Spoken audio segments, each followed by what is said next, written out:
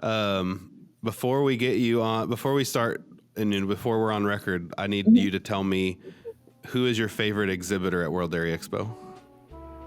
Am I talking cows or trade show? You're supposed to say Master's Choice. I know.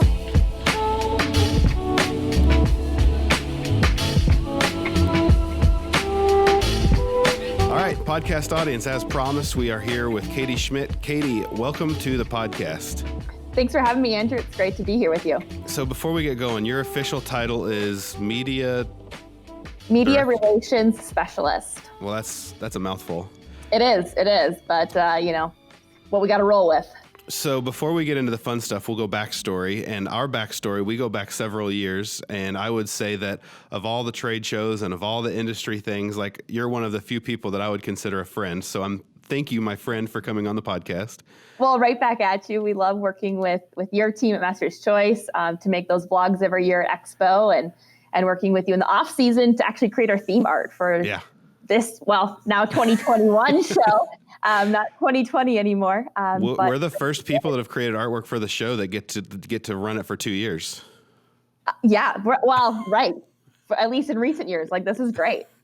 So Katie, before we get into the show, what's your background and, maybe specifically how it relates to agriculture or the farm? What led you from childhood to now being in the dairy industry? So I was raised on my family's dairy farm in central Minnesota, which is about an hour and 45 minutes north and a little west of the Twin Cities, actually. So my folks still dairy farm up there. Like most kids who grew up in agriculture, I was involved in the youth organizations like 4-H and Minnesota Dealer Holstein Association. So I've been showing cows my entire life. Started when I was about 3, actually. Did you ever show at Dairy Expo? I did, but not my own. I got lucky and had a friend who let me strap an animal for the day. My brothers, 2 of them, have shown on the colored shavings, but I never got to make the trip out here with my own animals. That's a nice tie-in, though. The family had some livestock that walked the shavings. That's cool. It is. And I made my first trip to Expo in 2006 with my family, so it was a family trip like it is for so many people. Yeah. So there's history there for me personally growing up. I went to school in Minnesota at the University of Minnesota in the Twin Cities, studied animal science. You're a gopher. I am a gopher. Skyuma. Absolutely. We rode the boat up there. But I did get to kind of get into the communications world a little bit as a dairy princess, actually. Oh, nice. Yeah. So in Minnesota, I think I knew that. Well, there we go. You're learning something too. So in Minnesota, our dairy princesses act as industry ambassadors on a county level, and they compete on a state level too to be named Princess K of the Milky Way. So more than a handful of years ago, I was a finalist for the state title and got a 90-pound block of butter sculpted into my likeness. Please tell me you have pictures of that. I do. Yeah. We ate the butter head. It's gone. We had a sweet corn feed. And I gave a bunch of it away to the neighbors, but I am a butterhead, as they call them in Minnesota. I realize now after leaving the state that that's a little weird, but it's one of the biggest honors you can have as a young girl growing up in Minnesota in the dairy industry. So it's a place of pride for me, if you will. That's cool. So all of that, and then now you work for Dairy Expo, was it just that kind of upbringing in the industry that you wanted to work closer to? But what led you to want to work for the show? So I knew I wanted to work in agriculture, wanted to hopefully stay in the dairy industry, but I really wanted to be somewhere where I could help connect people. And Expo happened to be hiring as I was graduating college, and a close family friend was like, "Hey, take this chance, apply for it, you'd be great."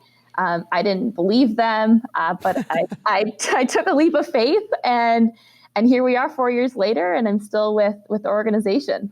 Very cool. And I would say that there are very few opportunities that you could have pursued that would have, if you're wanting to connect people in agriculture, that you could have, found that in.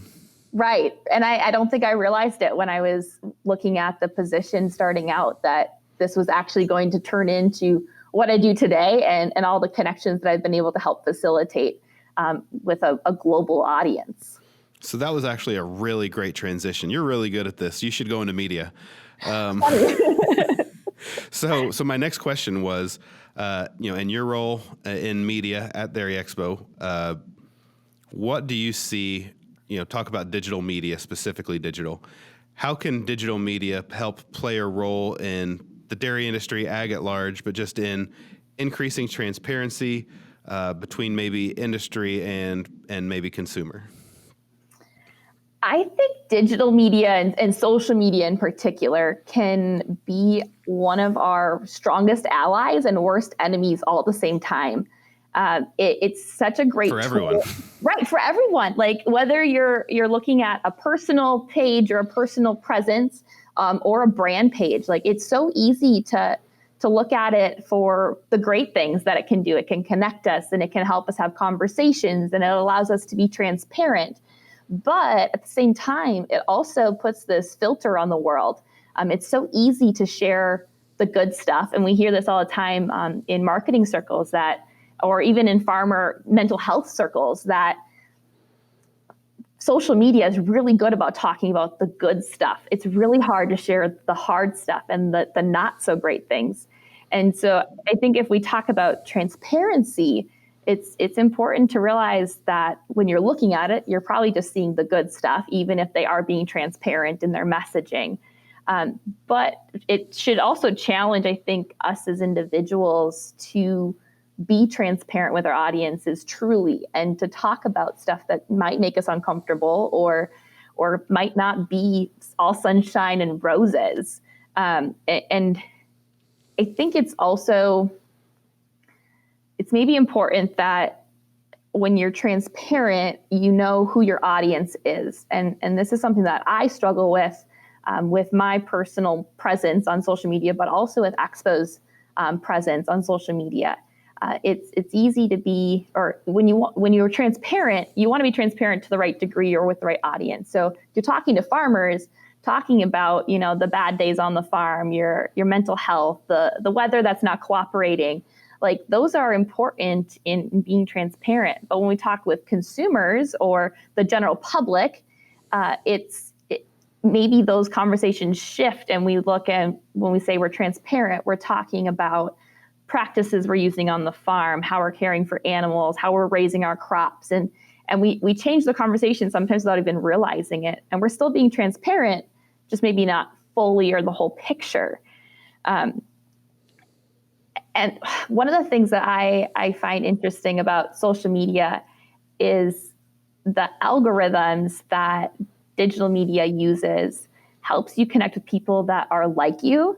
It helps you have conversations with people that agree with you. It's kind of a vacuum, right? Like you just kind of all exists in one little circle. Right. Like, I think they call them silos sometimes even. Like it's easy to find people who think like you, who agree with you. And when you have transparent conversations with people who agree with you, you're never going to get backlash. Right. Like it's always going to be, oh yeah, absolutely, I support what you're doing. I understand. And it's great for your self-confidence, but it doesn't maybe serve the purpose of what media could do. So sometimes the challenge for marketers is to find conversations that we wouldn't normally be a part of and to figure out how we fit in that conversation. And marketers or even people in agriculture. I now live in an urban setting. I don't interact with farmers every day, unfortunately. I interact with people who grew up in cities. So I try my best to be involved in the community on a personal level that lets me talk about issues that are important to them, but also lets me somehow, some way, occasionally talk about farming and about the things that my parents are doing, about the things that neighbors are doing. And still being able to connect people to agriculture without them realizing it sometimes. Yeah, very, very cool. Okay, so we had a really good transition into the last one. Not so good transition this time, but let's do a hard shift here. Okay. And let's talk about the show. Absolutely. Just from our personal experience at Master's Choice, I've been going as an exhibitor, commercial exhibitor, for probably at least 10 years. And within the last, how many years have we made vlogs together? About three years? I think 3 years now. Yeah. 3 years we've been making vlogs at the show, and that's just really showed me a whole nother side of the show. I've been to a lot of trade shows, and for me, World Dairy Expo has always been kind of special. It has a different vibe. It has this history. It's without sounding silly, it's almost got like a little bit of a magical presence, especially when you see what it means to all the kids that exhibit animals, like, and the family and the generational aspect of it. Like it's a very special show. Yeah, it's a special place for so many people, and a lot of that has to do with the history of the show. It was started in 1967 by 4 dairymen. Like, these are people that are just like us that started Expo. And actually, a lot of people don't know this. When Expo was started in 1967, it was actually called the World Food Exposition. Ooh, didn't know that. And it lasted for 10 days. Can you imagine? I know how tired you are individually on Saturday of World Dairy Expo. Can you imagine going 10 days? I don't think I could do it. And I don't think our exhibitors could do it. And that's actually why it shifted. Yeah. So they did that for 2 years at this 10-day event. I'm just thinking from the commercial exhibitor side, 10 days standing on concrete, your ankles would break. You would be in pain. You'd be in a lot of pain. So they were like, okay, let's look at this again. We had a little bit of an identity crisis, like most new organizations did in the early years, but sure. They shifted to a 5-day show in 1969. So after 2 years, they rebranded to World Dairy Expo. They really found who they were or who they wanted to be. And I think why people are so connected to our show still today, 53 years later, is because it's families that started this show, and it's dairy producers who started this show. And to this day, it's still dairy producers who are making decisions related to Expo. It's still families who are coming out and continuing family traditions, whether they're exhibiting or just attending. And it like you said, it's a special place. There's a sense of camaraderie and networking and reunions that I don't know that you can find anywhere else. I think Expo is very unique in that. But it's also a place, and maybe people don't know this, but we'll rattle off some Expo stats for everyone. Hit us. Yeah, so in 2019, Expo welcomed 62,000 individuals, Wow. Dairy enthusiasts, dairy producers from around the globe. So they represented 94 countries. Our trade show, which Master's Choice is a part of, is an 850 to 900 company trade show. It's the largest dairy-focused trade show in the world. And that sits right next to our dairy cattle show, which is maybe what we're most known for, which showcases 2,300 of North America's finest dairy cattle. That many. Like, it is huge. There's 1,600 exhibitors, and they're from 30 some odd states in Canada, and it is a massive show. But so we've got these pillars of the dairy cattle show and a trade show, but it's the stuff in between that really make Expo so special in terms of education with the virtual farm tours, Expo seminars, knowledge nook sessions, the youth contests. We host national, international youth contests for dairy judging, fitting, showmanship, that type of thing. And then there's also this non-structured networking that happens at Expo, which is just an organic thing that you're bound to run into when you gather the global dairy community. I'll see people throughout the year, and we'll be talking, or I'll be talking to some people on conference calls. I'm like, all right, well, I'll see you in a few weeks at Dairy Expo, or like, we'll catch up at Dairy Expo. Right? Isn't that a great feeling? It's awesome to know that if somebody's in the dairy industry, you can say, hey, I know I'm going to see you the first week of October every year at World Dairy Expo. Yeah, you've got certain people that you're going to have dinner with. Like there's just like it's reassuring. It's like, okay, it's like starting this kind of new dairy year. So as like I said, I think I was probably a commercial exhibitor for 6 or 7 years before we started making vlogs. And when you're a commercial exhibitor, you really only see, and I think in our case, it's was our booth a 20 by 20? Like you see like a little section of, you see this like 10 by 10 or this 20 by 20 view of World Dairy Expo. And when we started making vlogs and you were like, hey, let's tell this story. I'm like, wait, there are youth judging competitions. There's a forage judging competition. There's there's so much more than you can see. I don't think there's any one person that can see all the sides of Dairy Expo in one go. But it really wasn't until we started getting involved with the vlogs that I really got to see kind of this special aspect of, I mean, there are several generational exhibitors that have, maybe grandpa exhibited and then dad exhibited and now the kid exhibit, like the stories and just the way that the special place that the show holds for them, until you've seen that side of it, you just don't quite get it.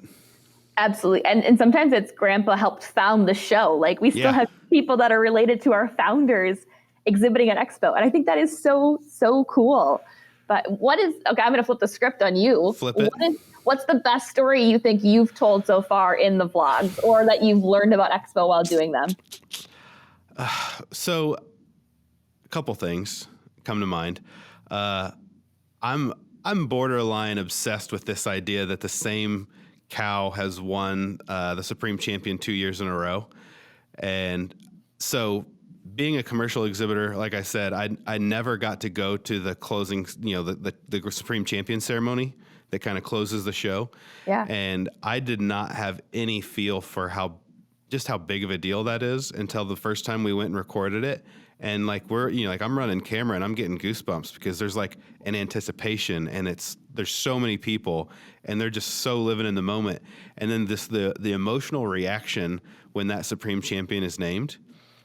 And so it's Delilah's 2 years in a row, right? Correct. Yeah. Brown Swiss, and that's probably my second favorite aspect would be the video that we made last year on the Brown Swiss competition was just one, it got a great public reception, but like just learning more about the history of that show and that breed.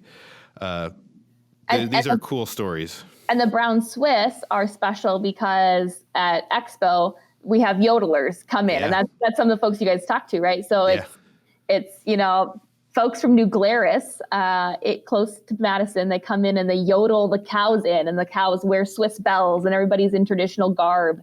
And like you said, it's and what more beautiful breed of cow to have such pageantry than the Brown Swiss? It's fantastic. I love that moment. I had never seen the Brown Swiss Parade of Champions until last year in person. I had always watched it online through Expo TV, and I think it's something to experience. And like you said, the Supreme Champion is with the spotlights and the music and the MCs. So good. You can just really feel like if you're a football fan, the Super Bowl is the pinnacle of your fandom.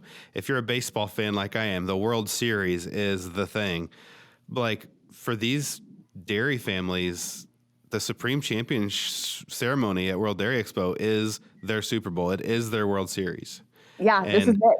There's just like a palpable energy. Like as they're getting marched in, everybody, it's like the room's kind of buzzing and like they're trying to be quiet and respectful, but they're like, oh, who's this going to be? And then when it gets named, like there's just this emotional reaction from the exhibitor on the colored shavings and then in the crowd. Like I'll never forget, it was the first year that Delilah won. So 2 years ago we were making the video and I just happened to have a friend named Katie on the inside that said, hey, this cow's going to win. And just so you know, his parents and the family that owns the cow are sitting right there in this box. And so I was fortunate enough to be the guy that had my camera trained on the family, and their reaction when that cow got named, they were crying, they were hugging, they were going nuts. It was so emotional and so real. And I just think that that's a cool aspect of Dairy Expo that can't be replicated in any other trade show. It's not just a trade show. It's not just a cattle exhibit. It's like this family, I don't know, there's like a family emotional connection to it.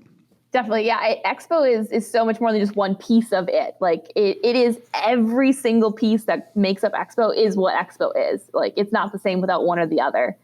Yeah. I still remember my first year on staff. I helped write the bios that are read about the cows as they walk into Supreme Champion, like during the Parade of Champions.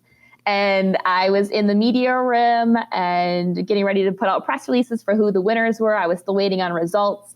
And I had the Expo TV on and I'm listening and I'm watching it. And I just remember being a little overcome with emotion, knowing that not only was I watching this pageantry unfold as a staff member for the first time ever, it was our 50th anniversary. I was hearing my words walk these cows in.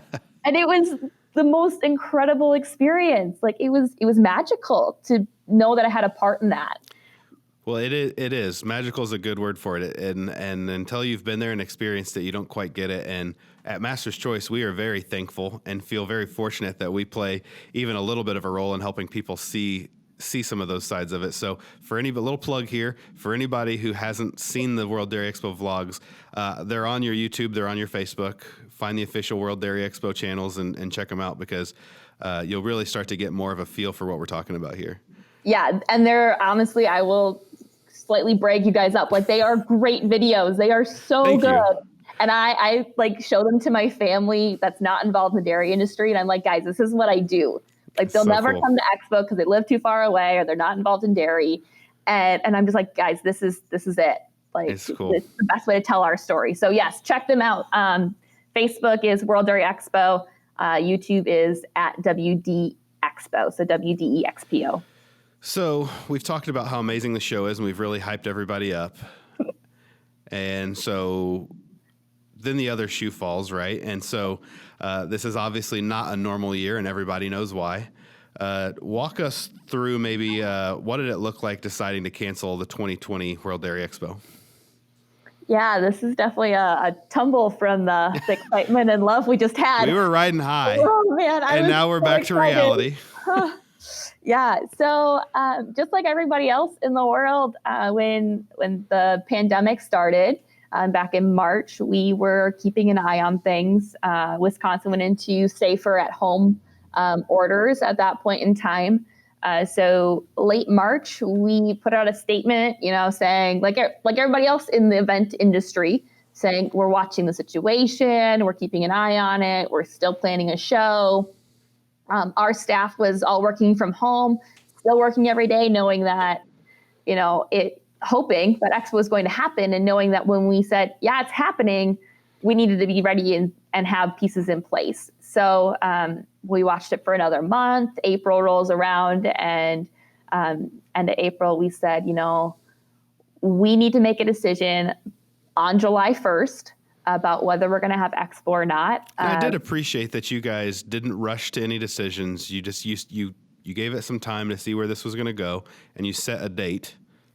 Yeah, and I think that's a universal feeling. I'm not aware of many events that have said, we're going to make a decision on this day. And I think that's one of the best things that we've done throughout this entire process was having conversations in March, knowing when our commercial exhibitors were making marketing purchases for ads or for supplies for their booths, when Expo needed to be making big purchases, when our dairy cattle show exhibitors were really going to start, ramping up their show cattle programs. Yeah. And trying to be aware of all of those pieces and being aware that the dairy industry financially and is not in a great place right now. So trying to respect those, which is why we ended up on July 1. We hoped that, we could give a date and say, we'll know this day for sure. Obviously, we announced before July 1st.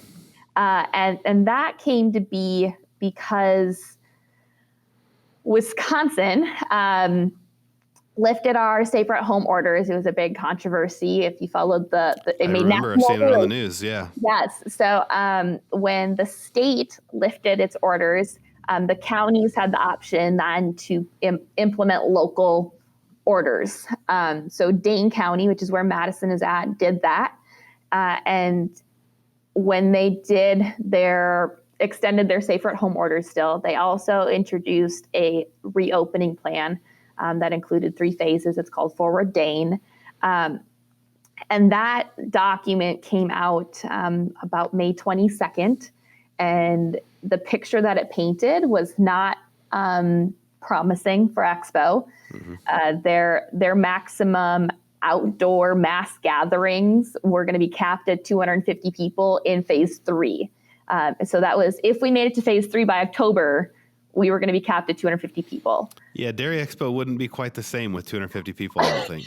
Not even close at all. And their rules are like, you could come one day, but you can't come multiple days. So you would have 250 different people each day at Expo. and you can't even have one aspect of our show with only 250 people. So that order came out, and then an emergency order was announced, actually putting that plan into play. And following that emergency order, our executive committee, or the officers, and our general manager met with public health officials and facility management. So the Alliant Energy Center, where Expo's hosted, is a county-owned facility, so we have to follow their rules. So we wanted to meet with their leadership team, our leadership team, public health, the whole group that needs to be making this decision. And we're, basically told or informed that the public health orders that are in place would not allow us to have Expo the way we know it today in October. So our executive committee met the following week and officially made the call that was Expo would be canceled this year. And then our staff went to work announcing it. So, it's not the outcome any of us had hoped for. Sure. We were, at least I was naively optimistic probably at the beginning of all of this, hoping that, we would ride the wave, we'd get through it, and Expo could happen. And unfortunately, that just wasn't the outcome that we saw. So I would assume, just in my mind, I would say that there's a lot of overlap between World Dairy Expo and the Master's Choice audiences. I would say a lot of our podcast audience has probably been to your show. I would just give you an opportunity, if you don't mind, to kind of address the podcast listener who was maybe planning to go to the show or has been before. Like, what would be your message to the public here? Well, you've heard the earlier sentiment that you and I shared. We love Expo. We know Expo is a special place, and to see it canceled for the first time in history is heartbreaking for everybody involved, whether it's exhibitors or even our staff. It's emotional. It's tough, but we know that it was the right decision. It was really the only decision we could make. And we know that the dairy community is a resilient community. And even if we're not gathering in person in October this year, we'll all be back in 2021 and creating this atmosphere that is special and then some, because we haven't been together for a year. So I think the show in 2021 is going to be something for the record books, really. So that was my last question, and then you're off the hot seat. Is I want to give you the chance to make your first public plug or your first public declaration. Why is the 2021 World Dairy Expo going to be the best ever? Because I know that it is. I agree. I don't know how it can't be. If nothing else, the anticipation. Right. I mean, at this point, we're waiting an extra year until we all get together. But we've talked about it. Expo is a family tradition, and it is a reunion, and people feel revitalized, rejuvenated after they've been at Expo, and they fall in love with the dairy industry again. And knowing that we won't have that this year just makes next year so much specialer, or more special. And our staff is going to take, our time this summer now to really look at the show strategically and figure out what we can be doing to make sure that 2021 is the best show ever, and moving forward that we're always creating a product, if you will, that meets the global dairy community's needs and their desires, and that we can continue to be the place where the global dairy industry meets. Couldn't have said it better. Well, Katie, thank you so much for coming on and doing this. This was a lot of fun, just getting to catch up and talk Dairy Expo. But I think that, getting out ahead of this, getting let's shift our focus. Everybody's sad that 2020 show is not going to happen, but there's just going to let's collectively shift our focus to 2021 and more than just Dairy Expo. I mean, no one's going to forget 2020, but let's look to the future. And I'm excited to be a part of the 2021 show. Let's go. Yeah, people talk about the war years, and this will always be remembered as the pandemic year. Yeah. And even though, we're not getting together in person in October, Expo will always be here for people through social media and digital media, and through fun things like this. This is awesome to sit down with you for a podcast episode and talk about Expo and catch up with you. I love working with your team and you guys. So I'm bummed we won't be making vlogs this year. Yeah. And pumping out a video every day, in case people didn't know that. These guys make a video, film it in a day, edit it overnight, and at 9 o'clock every morning, I have a video on my desk at Expo that I get to share with the world. So some long days and some short sleeps, but it's one of the most fun weeks we have in our whole year, and we look forward to it. And like I said, we're bummed about 2020, but we're, incredibly excited about 2021. Yeah, right back at you. I'm ready. Bring it on. I wish it was here already. Well, Katie, thanks for doing this. Anybody that's interested in learning more about World Dairy Expo, the website is worlddairyexpo.com. So nice. Easy enough to remember. Perfect. Mm-hmm. Check them out on social. They've got a big Facebook presence, and I'm sure that there'll be lots of updates as the year and the next year and a half go on, I guess, for the show found on their Facebook page. So check them out. And otherwise, this has been Katie Schmitt in a wonderful episode, and we'll see you guys next time. Thanks for having me.